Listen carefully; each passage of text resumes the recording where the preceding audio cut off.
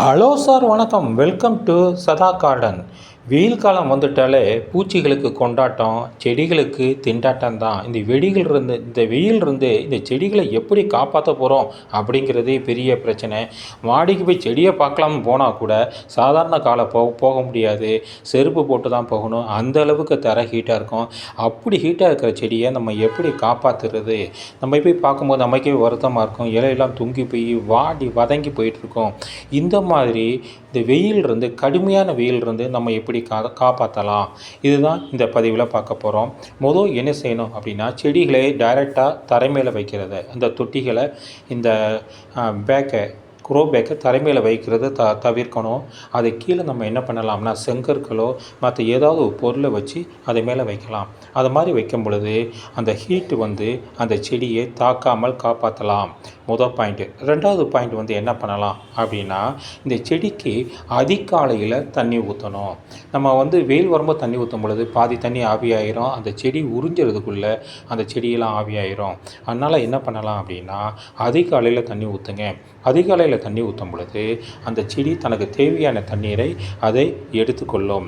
அடுத்ததாக இந்த செடியை வேறு எப்படி நம்ம காப்பாற்றலாம்னா, அந்த செடி புதர் மாதிரி வளர்ந்துருக்கா, அப்போ அந்த செடிக்கு அதிக அளவு தண்ணி தேவை. அப்போ தேவையில்லாத கிளைகளை எல்லாம் வெட்டி விடுங்க. தேவையில்லாத கிளைகள் எல்லாம் வெட்டும் பொழுது அதற்கு தண்ணீர் தேவை குறைவாக இருக்கும்.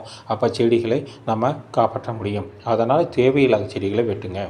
அதுக்கடுத்தது என்ன பண்ணலாம் அப்படின்னா, பெரிய செடியாக இருக்குது அப்படின்னா அந்த பெரிய செடிக்கு கீழே அந்த சின்ன செடியை கொண்டு வைக்கலாம். அப்போ அந்த சின்ன செடிகள் அந்த வெயில் தாக்கத்திலிருந்து காப்பாற்றப்படும். அடுத்தது என்ன பண்ணலாம் அப்படின்னா, தேவையில்லாமல் உரங்களை போடாதீங்க. இந்த கெமிக்கல் ஃபெர்டிலைசர்ஸ்லாம் உபயோகிக்கும் பொழுது அது அதிகளவு ஹீட்டை வெளியேற்றும். ஏற்கனவே அது ஹீட்டில் காஞ்சிக்கிட்டு இருக்குது. இந்த ஹீட்னால் அந்த செடி பட்டுவிடும். அதனால் தேவையில்லாத இன்ஆர்கானிக் ஃபெர்டிலைசர் உபயோகிக்க வேண்டாம். ஆர்கானிக் ஃபெர்டிலைசரே இருந்தாலும் அதிகளவு நீங்கள் போடக்கூடாது. கம்மியாகவே போடுங்க. அது இந்த செடிக்கு ஒரு பாதுகாப்பை தரும். அதுக்கடுத்து என்ன பண்ணலாம், செடிக்கு மூடாக் பண்ணலாம். மூடாக்குனா என்ன அப்படின்னா, சன் லைட்லேருந்து காப்பாற்றுவதற்காக நம்ம மணல் மேலே பரப்பி வைக்கிறது. இது என்னென்ன பரப்பி வைக்கலாம் அப்படின்னா, இந்த காய்ந்த புல் இருந்தால் அதை பண்ணலாம். இது பாருங்கள், கோகோபீட். நான் இதுக்கு செடிகளுக்கு என்ன பண்ணியிருக்கேன்னா, இந்த கோகோபீட்டை வச்சு பயன்படுத்தி அந்த செடிகளை காப்பாற்றியிருக்கேன். இப்போ அந்த செடிகளுக்கு ஒவ்வொரு செடிக்கும் என்ன பண்ணுறேன்னா, ஒரு பெரிய கைப்பிடி அளவு எடுத்து அதை சுற்றி மண்ணுக்கு மேலே போடுறேன். இந்த பாருங்கள், போடுறேன். இதே மாதிரி ஒவ்வொரு செடிக்கும் போடுறேன். இந்த செடிக்கு போடுறதுக்கு முன்னாடி நம்ம என்ன செய்யணும், அந்த செடியில் தேவையில்லாத அந்த வேறு செடிகள் முளைத்திருக்கும். அந்த செடிகளெல்லாம் நம்ம என்ன பண்ணணும், அகற்ற வேண்டும். அந்த செடிகளை அகற்றாவிட்டால் நமக்கு செடிக்கு ஊற்றுற தண்ணி இந்த செடிகளை எடுத்துக்கொள்ளும். அதனால் என்ன செய்ய வேண்டும், அந்த தேவையில்லாத களைகளை பறிக்க வேண்டும். அந்த களைகளை பறித்து அந்த மண்ணை சுத்தமாக வச்சுக்கிட்டு தான் இந்த கோகோபீட்டை போட வேண்டும். இந்த எல்லா செடிக்கும் நம்ம இந்த கோகோபீட்டை நம்ம போடுறோம். வேறு எப்படி இதை நம்ம காப்பாற்றலாம் அப்படி என்றால், செடிகளே உள்ள தொட்டி வெயில் காலத்தில் அதிகளவு உரமிடுவதை தவிர்க்கலாம் அப்படின்னு சொன்னோம். இந்த வெயிலிருந்து காப்பாற்ற நம்ம என்ன பண்ணலாம் அப்படின்னா, அந்த ப்ளூ நெட்டை பயன்படுத்தலாம். ப்ளூ நெட்டு காசு அதிகமாக இருக்குது, அது எப்படி பயன்படுத்துறது அப்படின்னு கேட்கும் பொழுது, அதுக்கு பதிலாக நீங்கள் என்ன பண்ணலாம்னா, அந்த சாக்குகளை பயன்படுத்தலாம். இல்லாட்டா சிமெண்ட் சாக்குகளை தச்சு மேலே ஒரு பந்தல் மாதிரி அமைத்து அந்த செடிகளை காப்பாற்ற முடியும். இந்த பாருங்கள், இப்போ கோகோபீட் எல்லா செடிக்கும் நம்ம போட்டுட்ருக்கறனால அந்த செடிகள் காப்பாற்றப்படுகிறது. அதுக்கடுத்து வேறு என்ன செய்யலாம்னா, இந்த செடிக்கு வெயில் காலம் அதிகளவு தண்ணி ஊற்றினா தான் நல்லது அப்படின்னு செடிக்கு தேவையில்லாமல் அதிகளவு தண்ணீர் பண்ணுறீங்க, அதாவது அதிகளவு வாட்டரிங் பண்ணுவது ரொம்ப தவறு. அப்படி பண்ணும் பொழுது என்ன ஆகும்னா, அந்த செடிக்கு பூஞ்சொல்லை தாக்கப்பட்டு அது சாகிறதுக்கு வாய்ப்பு இருக்குது. அதிகளவு டியூப் மூலம் தண்ணீர் ஊற்றுவதை விட அந்த பூவாளின்னு சொல்கிறாங்க இல்லையா, அதில் தண்ணீர் ஊற்றுறது அந்த செடிக்கு சிறந்தது.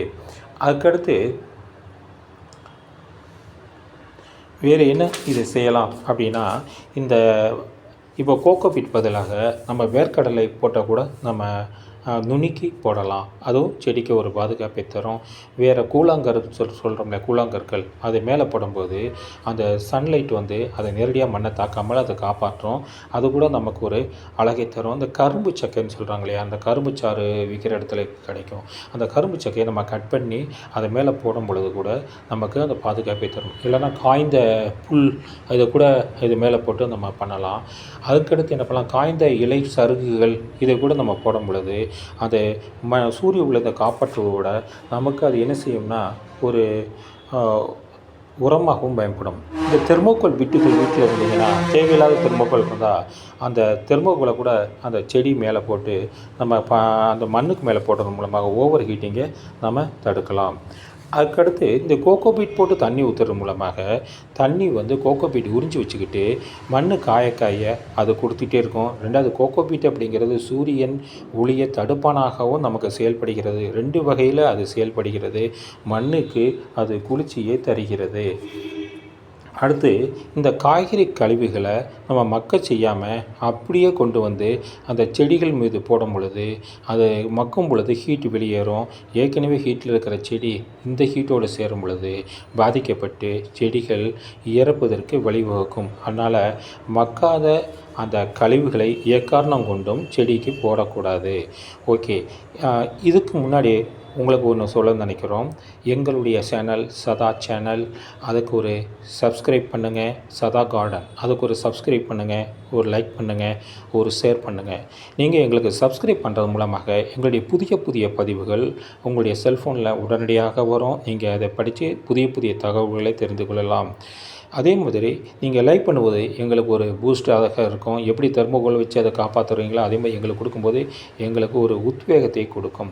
நீங்கள் இது பதிவு நன்றாக இருக்கும் பொழுது நீங்கள் அதை ஷேர் பண்ணும் பொழுது அவர்களும் இதை பற்றி தெரிந்து கொண்டு எங்கள் சேனலை பற்றி தெரிந்து கொண்டு எங்களுக்கு ஒரு புதிய ஆதரவை கொடுப்பாங்க. அதனால் எங்களுக்கு மறக்காமல் ஒரு சப்ஸ்கிரைப் பண்ணுங்கள், ஒரு லைக் பண்ணுங்கள், ஷேர் பண்ணுங்கள். திருப்பி இந்த பதிவுக்கு வருவோம்.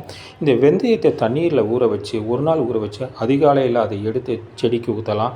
அப்படி செடிக்கு ஊற்றும்போது செடிக்கு அது ஒரு குளிர்ச்சியை தரும். மேலும் அது நோய் தடுப்பானாகவும் பயன்படுகிறது. இந்த அலுவேரா அல்லது கற்றாழை ஜெல்லை தண்ணீரில் ஊற போட்டு அதை நம்ம செடிக்கு ஊற்றும் பொழுது செடிக்கு ஒரு கிருமி நாசினியாக பயன்படுகிறது, குளிர்ச்சி தருகின்றது, உரமாகவும் பயன்படுகிறது. அப்புறம் இந்த எலுமிச்சம் பழத்தை வந்து நம்ம எலுமிச்சம் சாதம் செஞ்ச பின்னாடி தூக்கி போகிற எலுமிச்சம் பழத்தை தண்ணியில் முதல் நாள் ஊற வச்சு அடுத்த நாள் அதை தண்ணியில் கலந்து அந்த செடிக்கு ஊற்றும் பொழுது செடிக்கு மண்ணுக்கும் குளிர்ச்சி தரும். மேலே தெளிக்கும் பொழுது அந்த செடிக்கு ஒரு பாதுகாப்பை தரும். அப்புறம் அந்த பழைய சாதம் மிஞ்சி போச்சு, அது என்ன பண்ணுறது, தூக்கிலாம் போட வேண்டாம். அதை நல்லா பிசைஞ்சு தண்ணியை ஊற வச்சு அதில் ஒரு நாள் கழித்து அந்த செடிக்கு ஊற்றும் பொழுது அந்த செடிக்கு ஒரு பெரிய பலனை தரும். அதை தவிர செடிக்கு மேலே ஊற்றும் பொழுது அதுக்கு ஒரு குளிர்ச்சியையும் தரும். அப்புறம் புளிச்சோமோரோட அந்த பெருங்காயத்தூளை கலந்து கொஞ்சம் மஞ்சத்தூளை கலந்து அது மேலே ஸ்ப்ரே பண்ணும்போது அந்த செடிக்கு ஒரு புத்துணர்வை தரும். இவ்வாறு பல விதத்தில் நம்ம இதை பண்ணலாம். புளிச்ச மாவு இருக்கும் பொழுது அதை தண்ணீரில் கலந்து அதை அப்படியே செடிக்கு ஒவ்வொரு கப்பு ஊற்றும் பொழுது அந்த செடிக்கு ஒரு பூஸ்ட்டு நம்ம குடிக்கிற மாதிரி அந்த செடிக்கு ஒரு பூஸ்டாக விளங்கும். இது மாதிரி பல விதத்தில் நம்ம செடியை கோடைக்கால வெப்பத்திலிருந்து காப்பாற்றலாம். இதெல்லாம் கொஞ்சம் ஃபாலோ பண்ணி செடிகளை காப்பாற்றுங்க. எங்களுடைய சதா சேனலுக்கு ஒரு சப்ஸ்கிரைப் கொடுங்க, எங்களுக்கு ஒரு லைக் கொடுங்க. இந்த சேனல் பிடிச்சிருந்தா நீங்கள் என்ன பண்ணீங்க, உங்களுடைய நம்பர்களுக்கு ஃபார்வேர்ட் பண்ணுங்கள். சதா சேனல் உங்களை தேங்க்யூ சொல்கிறது.